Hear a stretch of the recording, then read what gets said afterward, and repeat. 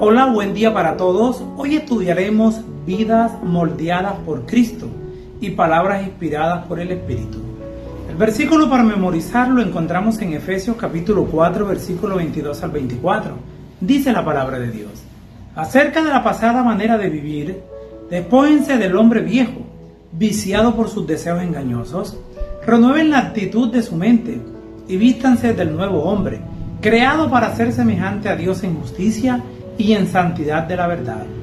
En Efesios capítulo 4, versículo 17 al 32, Pablo afirma que los creyentes han experimentado una transformación completa.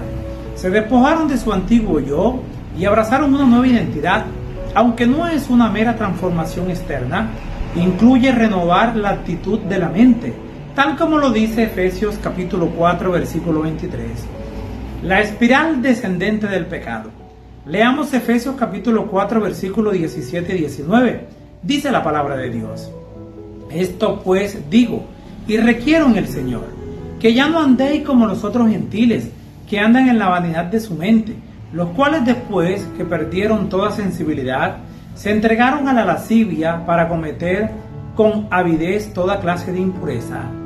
Esta semejanza sugiere que Pablo aborda el mismo tema, la unidad y el estilo de vida que la respalda, pero desde un punto de vista nuevo e inicialmente más negativo.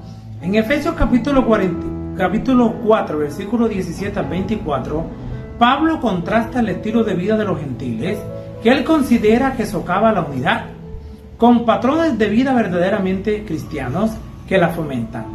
Mientras leemos la ayuda crítica de Pablo al estilo de vida depravado de los gentiles, debemos recordar su convicción de que Dios los redime por medio de Cristo y les ofrece plena participación en el pueblo de Dios. En Efesios capítulo 4, entonces ofrece una descripción limitada y negativa de los gentiles en la carne. Pablo no solo está preocupado por los pecados o los comportamientos específicos exhibidos por los gentiles, está preocupado por un patrón de comportamiento que exhibe una trayectoria descendente de vivir en las garras del pecado. Se han apartado de Dios y se entregaron por completo a la lascivia y a la carne. En el corazón de Efesios se encuentra un retrato de una espiritualidad embotada en la vanidad de sus mentes, teniendo el entendimiento entenebrecido. Esta espiritualidad insensibilizada es la fuente del entendimiento entenebrecido que se destaca al comienzo del pasaje, por su ignorancia, debido a la dureza de su corazón, después de perder toda sensibilidad, tal como lo dice Efesios capítulo 4, versículos 18 y 19. Y la práctica sexual depravada, resaltada al final, se entregaron a la desvergüenza para cometer con avidez toda clase de impurezas, tal como lo dice el versículo 19. Ahora se encuentran alejados de Dios, no saben cómo vivir y separados de su gracia salvadora, continúan en una espiral descendente del pecado y entraron en la depravación. Un cambio de ropa dramático. Leamos Efesios capítulo 4, versículo 22 al 24. En cuanto a la pasada manera de vivir, despojaos del viejo hombre, que está viciado conforme a los deseos engañosos, y renovaos en el espíritu de vuestra mente, y vestidos del nuevo hombre, creado según Dios en la justicia y santidad de la verdad. Luego de describir su existencia anterior como gentiles, Pablo nos dice: ustedes no han aprendido así de Cristo. En cambio señala: ustedes no han aprendido así a Cristo. Al notar que los destinatarios lo oyeron a Cristo y fueron enseñados en Él o por Él, Pablo aboga además por la adopción de una vida moldeada por Cristo, con la expresión conforme a la verdad que está en Jesús. Para Pablo, llegar a la fe apunta a una conexión personal con Cristo, tan vivida y real que puede describirse como aprender a Cristo. Reconocemos que el Jesús resucitado y exaltado está vivo y presente con nosotros. Sus enseñanzas y sus ejemplos nos moldean y somos leales a Él como nuestro Señor. Abrimos nuestra vida a su guía y su dirección activa mediante el Espíritu y la palabra. Pablo nos dice que adoptar una vida moldeada por Cristo requiere 3 procesos, que Él le expresa con unas imágenes de vestimenta. ¿Cuáles son esos procesos? Número 1, despojarse o alejarse de la antigua forma de vida. Eso lo encontramos en Efesios capítulo 4, versículo 22. Número 2, experimentar una renovación interior. Efesios capítulo 4, versículo 23. Y número 3, vestirse del nuevo modelo divino de la vida. Efesios capítulo 4, versículo 24. La metáfora de Pablo refleja el uso de la ropa en el Antiguo Testamento como símbolo de la pecaminosidad, tal como aparece en Zacarías capítulo 3, y de la salvación en Isaías 61:10. En la antigüedad los hombres usaban una túnica hasta la rodilla como prenda interior y una capa o manto para ofrecer protección contra el sol. Del mismo modo, las mujeres vestían túnica y manto. Las culturas reflejadas en la Biblia eran de subsistencia. Las prendas eran preciosas y caras y se guardaban durante mucho tiempo. La calidad y el estilo de esas prendas indicaban la identidad y el estatus del portador. Cambiarse de ropa, cambiar una muda de ropa por otra, era un acontecimiento inusual e importante, no algo insignificante como en muchas culturas de la actualidad. Pablo imagina que el cambio de vida es tan notorio como lo hubiera sido cambiarse de ropa en este contexto del siglo XXI o del siglo I. Palabras llenas de gracia que unifican. Leamos Efesios capítulo 4, versículo 25 al 29. Por lo cual, desechando la mentira, hablad verdad, cada uno con su prójimo, porque somos miembros los unos de los otros. Airaos, pero no pequéis. No se ponga el sol sobre vuestro enojo. Ninguna palabra corrompida salga de vuestra boca, sino la que sea buena para la necesaria edificación, a fin de dar gracia a los oyentes. Repetidamente, Pablo utiliza una estructura interesante en Efesios capítulo 4, versículo 25 al 32, que se ilustra en Efesios, un mandato negativo, desechen la mentira. A continuación, un mandato positivo, hablen la verdad, cada uno con su prójimo, y luego una justificación, porque somos miembros los unos de los otros, lo que se parece indicar por qué somos miembros de un cuerpo y por lo tanto estamos relacionados entre nosotros como partes de ese único cuerpo. La exhortación de Pablo, hablen la verdad, no es una invitación a confrontar a otros miembros de la iglesia recitándole los hechos con torpeza.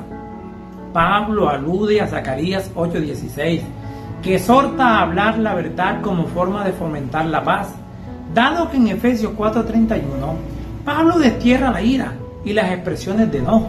Sus palabras en Efesios 4:26 no permiten ejercer la ira dentro de la congregación, sino más bien Pablo admite la posibilidad de la ira, al tiempo que limita su expresión con el sentido: si te enfadas, no permitas que esto produzca pecado como fruto. Pablo parece interrumpir la temática de su discurso con un mandato negativo sobre los ladrones. El que robaba, no robe más. Positivamente, que el ladrón trabaje y haga algo útil con sus propias manos, que se fundamenta en lo siguiente: para tener con qué ayudar al necesitado. La fe de Pablo en el poder transformador de Cristo es tan fuerte que imagina a los ladrones convirtiéndose en benefactores, en personas bondadosas, llenas de misericordia y de verdad.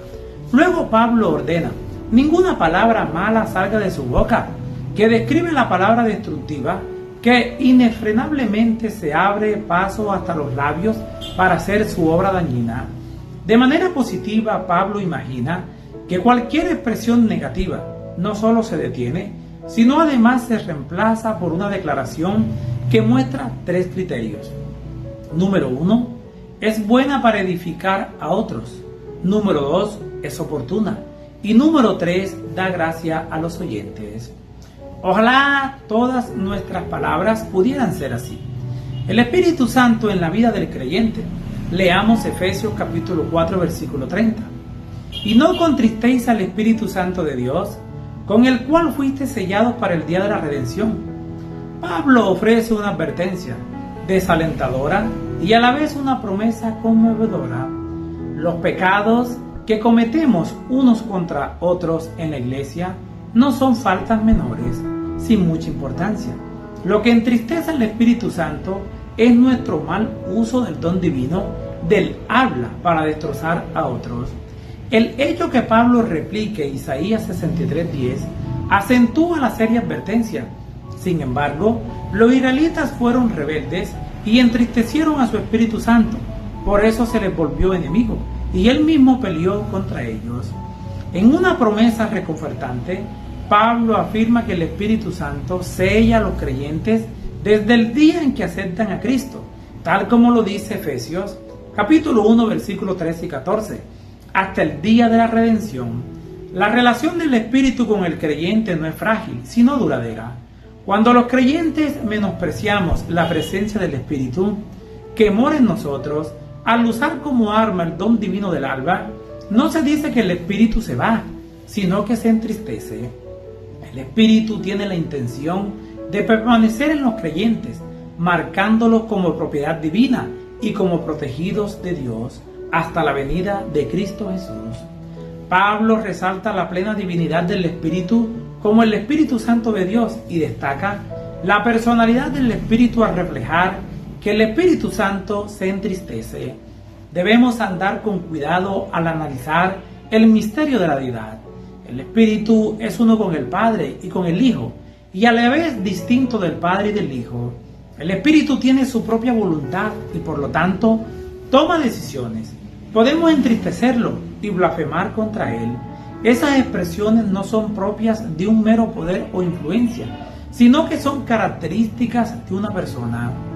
El Espíritu Santo de Dios vive en contacto tan íntimo con nosotros que se dice que nuestros actos lo afectan. Compartimos la vida con un miembro de la deidad, comprometido con nosotros en una relación duradera que nos sella hasta el tiempo del fin. Bondad, no amargura. Al referirse al día de la redención, Pablo invita a sus lectores a considerar el uso de la palabra en el contexto de la segunda venida de Cristo. Por lo tanto, se puede interpretar que Efesios 4:31-32 se refiere al uso de la palabra al acercarnos a este gran acontecimiento, a la luz de la venida de Cristo. Dice la palabra de Dios: quítense de vosotros toda amargura, enojo, ira, gritería, maledicencia y toda malicia. Antes sed benignos unos con otros, misericordiosos, perdonándoos unos a otros, como Dios también os perdonó a vosotros en Cristo. Esta identifica 6 vicios de los que deben librarse. Un mandato positivo de ser benignos, compasivos y perdonadores. Y una justificación. Los creyentes deben perdonarse unos a otros, como también Dios los perdonó en Cristo. La lista de 6 vicios comienza y termina con términos generales y globales: toda amargura y toda malicia. En el medio hay 4 términos adicionales: enojo, ira, gritos, maledicencia. El último de estos traduce la palabra griega blasfemia, que el español ha tomado prestada como término técnico para la palabra o la expresión de degradante en contra de Dios. Sin embargo, el término griego identifica el discurso que difama a Dios a otros seres humanos, como maledicencia o calumnia. En la lista, las actitudes amargura, enojo e ira parecen desbordarse en un discurso airado, gritos, maledicencia. En esencia, Pablo desmilitariza el discurso cristiano. Las actitudes que impulsan el discurso airado y las estrategias retóricas que lo emplean deben eliminarse del arsenal de cristianos. La comunidad cristiana prosperará y se fomentará la unidad de la iglesia, solo cuando estas cosas se dejen de lado. Sin embargo, la maledicencia no debe suprimirse, sino reemplazarse. Las conversaciones y las acciones en la familia de Cristo y fuera de ella también no deben surgir de la ira, deben estar motivadas por la bondad, la ternura y el perdón, basados en las formas más elevadas de todas, el perdón que Dios nos ha extendido en Cristo. Pablo presenta el perdón vertical, el que Dios nos ofrece a nosotros, como modelo para el perdón horizontal, el que nos ofrecemos unos a otros. Piensa en el poder de tus palabras. ¿Cómo puedes usarlas para edificar, animar y aumentar la fe? Qué maravilloso sería que Dios hiciera esa transformación en nosotros, el ser semejante a Cristo Jesús. Les habló Flavio Martínez. Que la paz de Dios les acompañe en este día.